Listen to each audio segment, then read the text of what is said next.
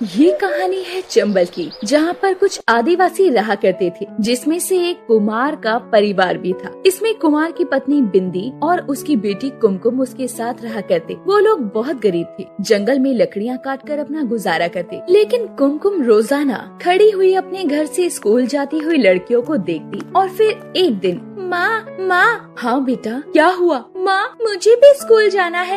ये क्या कह रही हो तुम? हाँ माँ, मुझे भी स्कूल जाना है। मैं जब भी स्कूल जाते हुए लड़कियों को देखती हूँ तो मेरा भी मन करता है स्कूल जाने का। बेटा, तू तो जानती है ना, हम लोग आदिवासी हैं। तुझे कोई भी स्कूल में नहीं लिया जाएगा और बच्चे तुझ पर हंसेंगे भी। कोई बात नहीं माँ, स्कूल में कोई छोटा या बड़ा नहीं होता, मुझे पता है। स्कूल में दाखिला मिल जाएगा। तेरे पिताजी तो बस लकड़ियाँ ही काटते हैं, वो स्कूल का खर्चा कैसे उठाएंगे? थोड़ी मेहनत और कर लेंगे अपनी बेटी के लिए, इतना तो मैं कर ही सकता हूँ। अगर मेरी बेटी पढ़ना चाहती है तो। बिंदी और कुमकुम बातें कर ही रहे होते हैं कि तभी वहाँ कुमार आ जाता है और बीच में ही बोल पड़ता है, क्यों ना हम कुमकुम का दाखिला गांव के सरकारी स्कूल में करा दें। इससे हमारी कुमकुम पढ़ भी पाएगी और कुमकुम को ज्यादा दूर भी नहीं जाना पड़ेगा। हाँ, ये सही रहेगा। मैं कल ही जाकर कुसुम का दाखिला गाँव के स्कूल में करा देता हूँ। उसके बाद दूसरे दिन कुमार जाकर अपनी बेटी कुमकुम का दाखिला गांव के सरकारी स्कूल में करा देता है। लेकिन कुमकुम को स्कूल जाने के लिए 2 किलोमीटर पैदल ही जाना पड़ता और वो अपने आदिवासी वाली ड्रेस में ही स्कूल जाती।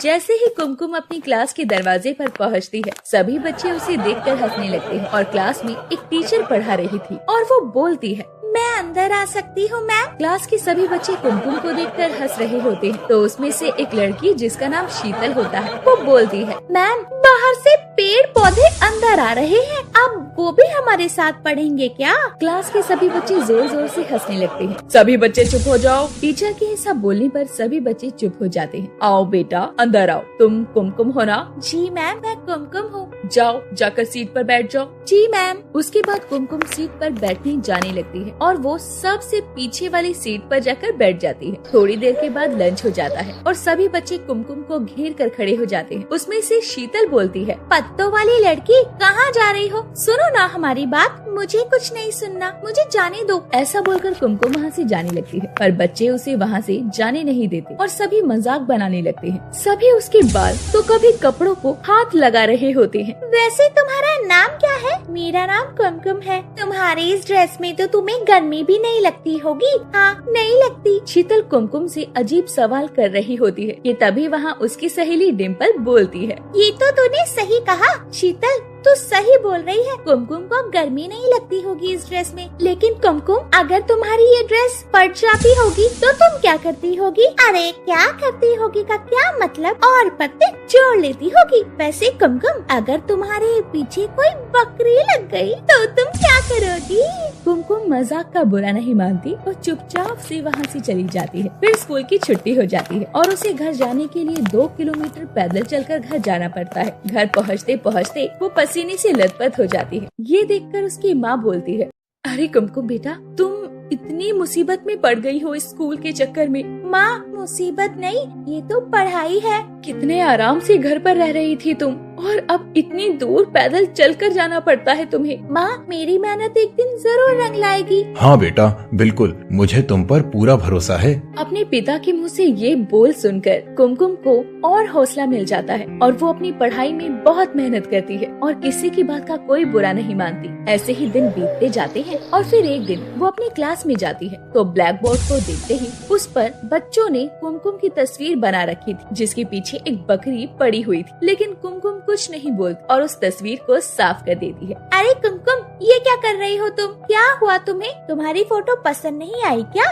नहीं, फोटो तो अच्छी थी, लेकिन अगर मैम देख लेती तो तुम सबको डांट पड़ती, इसलिए मैंने इसे साफ कर दिया। कुमकुम वो तस्वीर साफ कर देती है, लेकिन उससे पहले ही टीचर ने तस्वीर देख ली होती है और वो कुमकुम को अपने पास बुलाकर बोलती है, बेटा, तुम स्कूल ड्रेस पहनकर क्यों नहीं आती हो? क्या तुम्हें स्कूल ड्रेस अच्छी नहीं लगती? नहीं मैम, ऐसी बात नहीं है, फिर क्या बात है बेटा, मुझे बिल्कुल अच्छा नहीं लगता कि दूसरे स्टूडेंट्स तुम्हारा मजाक बनाते हैं। तुम पढ़ाई में इतनी अच्छी हो, तुम्हारे साथ ऐसा होता है। मैम, आप तो जानती है ना, हम आदिवासी हैं और मेरे बाबा लकड़ियाँ काट कर घर चलाते हैं। हमारे पास इतना पैसा नहीं है कि वो मेरी स्कूल ड्रेस बना सके। अच्छा कोई बात नहीं बेटा, तुम ऐसे ही पढ़ने आ सकती हो। ऐसे ही कई दिन बीत जाते हैं। रोजाना बच्चे कुमकुम का मजाक बनाते। कभी उसका आदिवासी होने का मजाक बन जाता तो कभी उसकी ड्रेस को लेकर मजाक बन जाता, लेकिन कुमकुम कभी भी किसी की बात का पलट कर जवाब नहीं देती। और अब 26 जनवरी आने वाली होती है। उनके स्कूल में एक फंक्शन रखा जाता है जिसके लिए टीचर सभी बच्चों से बोलती है,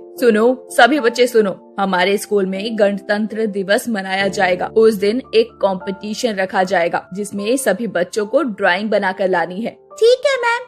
ये बात सुनकर क्लास के सभी बच्चे बहुत एक्साइटेड हो जाते हैं और शीतल अपनी सहेली डिम्पल से बोलती है, ये कंपटीशन तो मैं ही जीतूंगी, देख लेना। जैसे क्लास में फर्स्ट आती हूँ ना, इस कंपटीशन में भी फर्स्ट मैं ही आऊंगी। तुम्हें पता है शीतल, कल ही मैंने नए कलर लिए हैं तो उससे ड्राइंग करके लाऊंगी। कुमकुम, तुम क्या बना कर लाओगी और किससे? अरे ये तो मिट्टी और गोबर से कुछ भी बनाकर ले आएगी, इसे क्या पता कलर्स क्या होते हैं। वैसे कुमकुम, तुमने कभी कलर्स देखी हैं? शीतल और डिम्पल की ऐसी बातें सुनकर कुमकुम को थोड़ा सा दुख होता है और कुमकुम मायूस होकर वहाँ से चली जाती है और अपने घर आकर अपने पिता से बोलती है, पापा मुझे 100 रुपए चाहिए। तुम इतने पैसे का क्या करोगी? पापा, हमारे स्कूल में ना ड्राइंग कंपटीशन है, मुझे उसके लिए कुछ सामान लाना है, तो क्या आप कल मुझे 100 रुपए दे सकते हैं? ये बात सुनकर कुमार एकदम से चुप हो जाता है क्योंकि उसकी रोज की आमदनी ही 100 रुपए की थी और वो लकड़ियों को काट के 2 गठरी तैयार करता है और वो 100 में ही बिक पाई थी और वो अपनी बेटी की 100 की मांग को अब कैसे पूरी कर सकता था। कुमकुम तो वहाँ से चली जाती है, लेकिन बिंदी ये सब कुछ सुन लेती है और वो कुमार से जाकर बोलती है, क्या सोच रहे हैं जी? मैं सोच रहा था हम इतने गरीब हैं कि हम अपनी बेटी की मदद भी नहीं कर सकते। सुनिए जी, आप परेशान मत होइए, मैंने सब सुन लिया है। कुमकुम को 100 रुपए चाहिए ना, तो कल से लकड़ियाँ काटने मैं भी चलूंगी। इससे हमारी कमाई दुगनी हो जाएगी और हम अपनी बेटी कुमकुम की मदद भी कर पाएंगे। ठीक है। दूसरे दिन कुमार के माता पिता उसे 100 रुपए दे देते हैं और वो जाकर अपनी ड्राइंग का सामान ले आती है। फिर 26 जनवरी का दिन आता है। तभी बच्चे अपनी अपनी ड्राइंग बनी हुई चार्ट पेपर को स्कूल लेकर आते हैं। शीतल, क्या हुआ? तुम इतनी परेशान क्यों लग रही हो? अरे यार, क्या करूं? मैंने इतनी अच्छी ड्राइंग बनाई थी पर अपना चार्ट पेपर घर पर भूल आई। क्या मतलब? इस बार तो ये कंपटीशन मैं जीतूंगी। स्कूल आने की जल्दबाजी में शीतल अपना चार्ट पेपर घर ही भूलकर स्कूल आ जाती है। तभी टीचर आकर बोलती है, तुम सब बच्चे यहाँ क्या कर रहे हो? वहाँ हॉल में कंपटीशन शुरू हो गया है, चलो सब वहाँ। शीतल, अब तुम क्या लेकर जाओगी? एक काम करो, तुम क्लास में ही रुक जाओ। डिम्पल शीतल को ऐसा बोल ही रही थी कि तभी कुमकुम आकर बोलती है, शीतल तुम परेशान मत हो, ये लो मेरा चार्ट पेपर तुम ले लो, लेकिन मैं तुम्हारा चार्ट पेपर नहीं ले सकती। तुम ये लेकर चलो तो मैं ये नहीं लूंगी, और अगर मैं ये ले लेती हूँ तो तुम क्या लेकर जाओगी? मेरे पास ये दूसरा है ना, मैं ये ले जाऊंगी, लेकिन ये चार्ट पेपर तो पूरा भी नहीं है। कोई बात नहीं। कुमकुम अपना बनाया हुआ चार्ट पेपर शीतल को दे देती है और जो अधूरा रह जाता है वो खुद रख लेती है। वो दोनों बातें कर रही थी कि तभी टीचर वहाँ आकर बोलती है, तुम दोनों यहाँ क्यों खड़ी हो? और कुमकुम, तुम कैसी ड्राइंग लेकर आई हो? इसमें तो अभी कलर भी नहीं हुए। ओके मैम, हम सब चलते हैं। फिर सभी बच्चे हॉल में इकट्ठा होते हैं और ड्राइंग कंपटीशन में शीतल फर्स्ट आ जाती है और उसे ट्रॉफी मिलने वाली होती है कि तभी वो सोचती है, इस ट्रॉफी की असली हकदार तो कुमकुम है। मैं उसके साथ ये नाइंसाफी नहीं कर सकती। मैंने उसके साथ इतना गलत किया, फिर भी उसने मेरा इतना साथ दिया है। शीतल ये सोचते सोचते प्रिंसिपल के पास जाकर उसे सच बताती है। प्रिंसिपल शीतल की सच्चाई देखकर शीतल के लिए भी ट्रॉफी मंगवाती है और कुमकुम के साथ साथ शीतल को भी ट्रॉफी मिलती है। और पूरे आदिवासियों में कुमकुम पहली लड़की होती है जिसे कोई ट्रॉफी मिली थी। अगर आपको हमारी ये कहानी पसंद आई हो तो इस कहानी को लाइक करें और अपने दोस्तों से शेयर करें और हमारे चैनल को ऐसी ही कहानियाँ देखने के लिए सब्सक्राइब कर लें।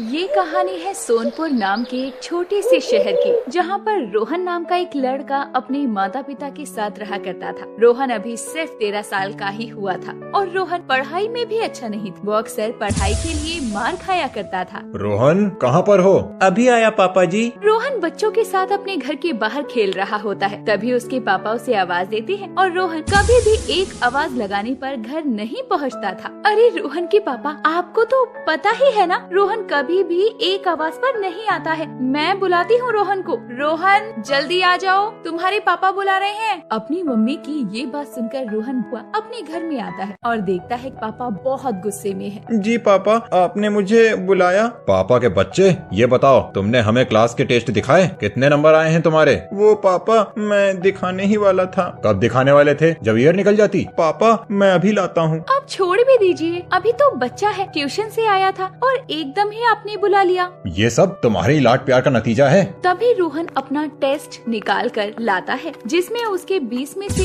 0 मार्क्स आए होते हैं और वो डरते डरते अपने पापा को वो टेस्ट दिखाता है। ये लीजिए पापा, ये रहा टेस्ट। देखो मधुरिमा, देखो 0 नंबर लेकर आया है तुम्हारा बेटा। कोई ना, आगे अच्छा ले आएगा, फाइनल में अच्छा करेगा ये। तुम ऐसे ही उसकी साइड लेना और उसे बिगाड़ना। ऐसा बोलकर रमेश तो वहाँ से चला जाता है और फिर मधुरिमा रोहन को खाना खिलाकर सुला देती है। ऐसे ही कई दिन बीत जाते हैं। फिर एक दिन रोहन के घर के पड़ोस में एक लड़की जिसका नाम अंजलि था, वो अपने परिवार के साथ वहाँ रहने आती है और अंजलि 12 साल की बहुत ही सुंदर और होशियार लड़की होती है। जैसे ही अंजलि गाड़ी से उतरती है तो बाहर खेलता हुआ रोहन उसे देखते रह जाता है। अंजलि अपने माता पिता के साथ घर में चली जाती है। मम्मी, ये घर तो कितना अच्छा है, पहले वाले घर से बड़ा भी है। अरे हाँ, सही बोल रही हो अंजलि, पहली बार तुम्हारे पापा को जो घर अलॉट हुआ है वो हमें पसंद आया है। मम्मी, हम घर की सेटिंग कब करेंगे? बेटा, कल तुम्हारे पापा जब ऑफिस चले जाएंगे तो उसके बाद धीरे धीरे घर की सेटिंग हम करते रहेंगे। और तुम्हारा भी तो न्यू स्कूल में एडमिशन कराना है। मम्मी, हम कल ही न्यू स्कूल चलेंगे। अच्छा ठीक है, हम कल ही तुम्हारा एडमिशन कराने चलेंगे।